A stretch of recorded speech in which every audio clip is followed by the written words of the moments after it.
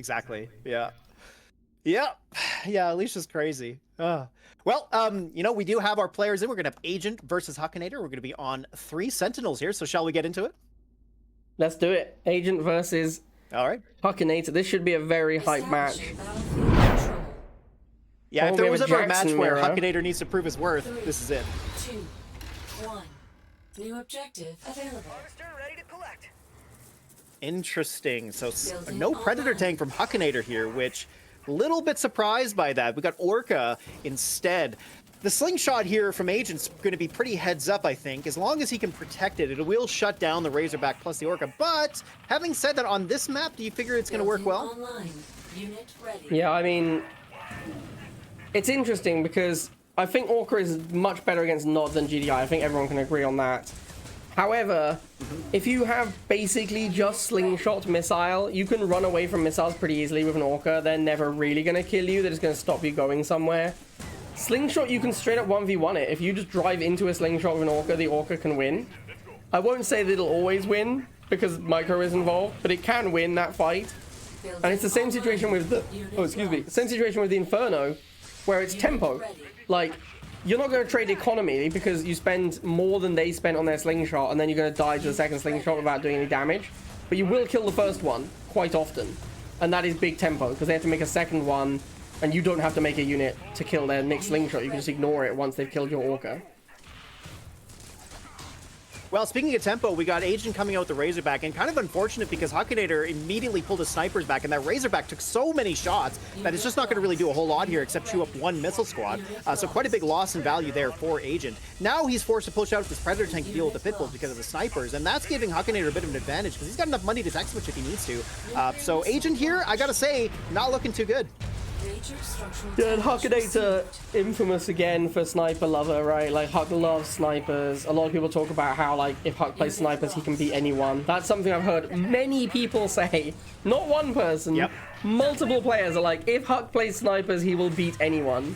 Which I think is a little bit of hyperbole, perhaps, but he is well known for his sniper gameplay. What do you mean, hyperbole and rivals? No, that doesn't exist. Come on.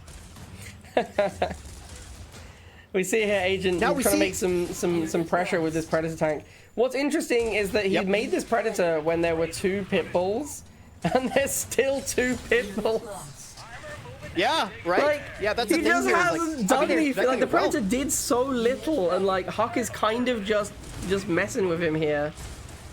Yep, these 2 Pitbulls ganging up on this Razorback is such a beating. He just doesn't care. Like, you'd never send an Orca in like that if you weren't actually just dominating your opponent. Ooh, so Agent boosts the missiles, getting onto the middle pad there. Of course, the slingshot might be enough, but no, actually, there it is. Hukinator pulling the Pitbull down to the right, and having all 3 pads allowed him to take that second missile and the game. Yeah, really nice play with the Orca as well to, like, float it above the bottom left pad until the missile's about to fire. Yep. Even though there's missiles on the pad, which hard counters the Orca pretty quickly as well, he just puts the Orca on for enough time to fire the missile. Missiles can't kill the Orca. Huk kind of dominated Agent there. I'd have to agree there. Yeah, like, it was just right from the beginning. The tech switch from Agent with the Razorback was just too expensive. You could see he was saving up for it, but 110 for that first Razorback was so pricey, and he kind of needed it, but then Hukinator, all he had to do was pull his snipers back, and it would just completely invalidated that, right? So, a bit of a tough situation there from the beginning. Yeah, because Agent is the same situation we saw with Quasar versus Alicia with the snipers, where you make the Razorback to counter the sniper, but you haven't held ground against the snipers. So the snipers have pushed you back to your base, basically, and then you make the Razorback. If you're that far back in tempo, the Razorback can't just chase down the sniper because there's too much stuff in the way. Like, if Agent had gone for the snipers, he would have had to chase them down with 2 Pitbulls and a missile shooting him. He would have done nothing. So he opts not to do that. And he took some damage even attempting it. The same thing happened with Quasar, where Quasar identified that he couldn't push in. His Razorback floats around his base for a while, not doing very much. The problem is, if the sniper messes you up that badly before you switch into the Razorback, you're in trouble. Like, when the sniper comes out, you sort of have to win that initial engagement. I actually think it's better to, instead of immediately switching into Razorback, I think it's better to try and do a multiple shock trooper fight Because snipers... Yeah, true. Snipers, one of the big problems with snipers is they kill quite slowly. So if you're shooting missiles, you don't care, because missiles do nothing to you. If you're shooting shocks 1v1, it's fine, because you can block out this one shock and shoot it down. If you're fighting 2 or 3 shocks, it's really hard to kill them without one of them pushing into you, at which point your snipers die very quickly. So I kind of think it might be better to make 2 shocks and try and pressure the sniper, then go for Razorback when you have some tempo. The risk of that, of course, being that if you get smashed in that fight and you just wasted 80, that's most of the Razorback's price gone. So you kind of need to be ahead in the tempo already, which means not being in missile. I think that's what it means. Like, if you're in missile, which we've seen people frequently be doing, they're going into missile and then getting countered by sniper. If you're in missile and they make sniper, they get a bunch of free shots on you when you have nothing to pressure the snipers. That's really bad. You lose tempo. What you want to do is win the War Factory fight by, for example, I don't know, go crazy and do a Hukinator and have a Rhino so that they can't just make sniper or missile against you. Then when they make sniper, you immediately make Razorback and you're ahead in tempo. If you're the first person to make missiles, you usually fall behind in tempo because they're slow. They very infrequently get to fight the targets they want to. They're more of a pad holder than like an aggressive unit that goes out and kills things. So even though they're hyper efficient, if you're the first person to make missile and your opponent immediately counters your missile with sniper or shock or whatever, you usually lose tempo in that situation. So I personally, as a Rivals player, prefer to only go missile if I'm forced to. I would much rather make any other unit, and missiles are my "oh no, I'm losing" button, not my missiles are amazing, I'm going to smash missile button. And I think we've seen that repeatedly in these games, where the person with the missile is getting out-tempoed heavily in the early game. Exactly. And this is another reason to open dogs as well, right? You open dogs, the opponent makes missiles to counter your dogs, you make a counter to the missile, you win that tempo fight almost always. So then if you're the person, it's like if you make dog and they make missile and then you make shock and then they make sniper, then you can out-tempo them. But if you're like, they have dog, I make missile, they make sniper, you get out-tempoed. So, I don't know. That's just my theory on it anyway. No, absolutely right. Okay, well, of course, that was only game number 1. You know, it is a 3-game match. So let's get into the game number 2, shall we? Let's do it. Hukinator versus Agent. Oh, and we're seeing Nod from Agent, I believe, for the first time in this tournament, so that's exciting. Hukinator likely going to stick with his same deck, or he's going to switch to Rhino Pred. Rhino Pred, yep, makes sense. Yeah, and I mean, I think honestly, Rhino and Buggy have been criminally underrepresented in this tournament so far. Oh, no kidding. Yeah, Buggy is underrated for sure. They're so good right now. Like, especially Rhino. I actually think Rhino Pred is like one of the best openings you can possibly do in Rivals at the moment. So I'm really shocked not to see more. Having said that, Hukinator's opened Rhino. Agent blocked it with those wheels. Very nice play, but Hukinator did manage to escape with the Rhino and not take any hits from the bikes. And this should make a bit of a change to what we've seen before where Hukinator played Rhino Pred, which is the fact that we got wheels from Agent Shadow. So that's going to help break up the Rhino just a little bit. But, you know, Rhino just needs to get in at the flames here, as we saw there. It's pretty easy for him to reposition. And so that's going to be one of the issues that Agent will have to deal with. You know, look how good this Rhino is. Because, like, if that's a dog or something, then the missiles the flames can just go for the missile, right? And there's not much threat. Because it's a Rhino, you die to the Rhino. Like, the Flamers have already lost a model. Like, he can't just pressure the missile as much as he'd want to. He has now managed to kill most of the missiles. There is still a 2-man missile squad. The bikes can't fight that. He's had to send the flames to the top to hold the pad. It does look like he's going to win the missile because of blocking and tempo.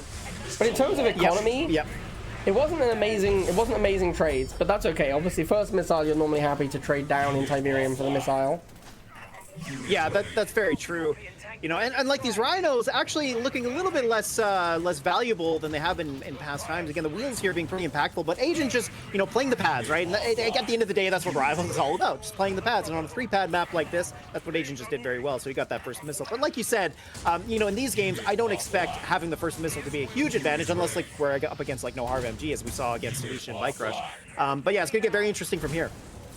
Yeah, and of course, the Predator is so favored versus the Scorpion, as we talked about. You have to win the micro war with the Scorpion to beat Predator, whereas Predator just has to face plant and will win comfortably, which obviously puts more tax on the player with the Scorpion. So here we go. So Agent, of course, is going to hold on to that bottom pad there, and he's going to boost the Banshee. It might clear the Rhino in time. It's going to trade. No, it holds on just in the nick of time, but the Razorback gets on there with the boost. The Razorback is absolutely huge. The Banshee comes on the middle pad. Is it going to hold on? No, the Scorpion tank does go down. We see Banshees coming out now, and it's going to equalize just a little bit here. Of course, the Agent's going to have a tough time getting onto all three of these pads. Oh, the air block, but the missiles, of course, will trap that Banshee. The boosted flames coming in the middle. Oh my goodness, oh my god, the high octane gameplay here coming in fruition. We do see Hukinator going down. All his units are pretty low hit points. That Rhino might be the MVP. We see the bike cycling in. Can the bike get there in time? He does, just in the nick of time. We got Banshee coming up from behind as well. The bikes here run the boosted Predator, though. That's definitely going to go down here. And the Banshee actually should hold on for just a little while longer, as we see the Rhino does have anti-air, but on this 4 hex pad in the middle, it can stop itself from getting hits. However, he does push the Banshee up against the Rhino. We see on the bottom there the Flame trying to push in, but the Rhino stops that from happening. And wow, just going back and forth between these two players, and it's really just going to come down to Banshee here. Now a Hammerhead, the first one we've seen all tournament long, and actually, this is a pretty good situation for it, so it secures that second missile for Hukinator. And just, can we talk about how insanely good the Rhino has been again? Like, Huck just makes a Rhino and a Pred and puts it on the middle pad, and what can Agent do? He has no unit in his deck that can fight a Rhino and a Pred together. Like, nothing. He has to send a combination of 2 or 3 units to fight Rhino Pred. So, repeatedly, Huck was just, I've got a Rhino and a Pred, and Agent goes, I can't fight that! Like, I just can't. There's no unit he can send that can compete with a Rhino plus a Pred. Because the missiles lose to the Rhino, the Banshee loses to the Rhino, the Scorpion loses to the Pred, the bikes lose to the Pred. The Rhino has just been so strong in this game. Like, even the times when there's a flamer on the pad, it's like, oh, he's got a random flamer, but the Rhino just chews it up. Like, the Rhino has been insane in this game. Oh man, here we are coming down to the third and final missile of this game, and we see the Banshee going in the middle pad, Scorpion cycling up to the top, which is a huge problem, because of course he has to use a unit to hold that top pad to stall, but that's not going to be enough. Hukinator takes him down. Wow. Holy cow. Crazy game. Yeah, the Rhino MVP so far. Like, So maybe good, man. Rhino's the unit the to Rhino beat. was so good in those games. Like, Wow. I mean, that was a classic situation where we saw Agent takes the first missile with tempo, makes sense. Like, Nod is better tempo, especially on Broken Mesa. The second missile was insanely close. Like, both players had a good chance to win it. Third missile, not remotely close. Like, a classic situation you have where the GDI player has a free building deck. Once you get to the late game, the GDI deck just smashes the Nod deck not close. Like, you could see Agent put absolutely everything he had into winning the second missile, and that is the correct play. Because the later the game goes, the worse it gets for you. And Agent he almost kind of had it, but I feel like Hukinator was kind of always ahead on that fight. There wasn't ever really a point where it felt like Agent was winning and Hukinator was clawing his way back. It was Agent desperately trying to win the missile. And then Huck, once he won that second missile, it wasn't close for the third one. Like, absolutely dominant performance, third missile. Just 3 Rhinos, a Hammerhead, a Pred. There was nothing Agent could do. And we see this a lot. We see this a lot in GDI versus Nod, where if Nod can't win those first 2 missiles, the tempo is just too bad. And GDI just takes it down once Nod runs out of steam. Like, the fact that you're paying 30 for 1,600 hit points, and that's the same as Pitbull. Yeah.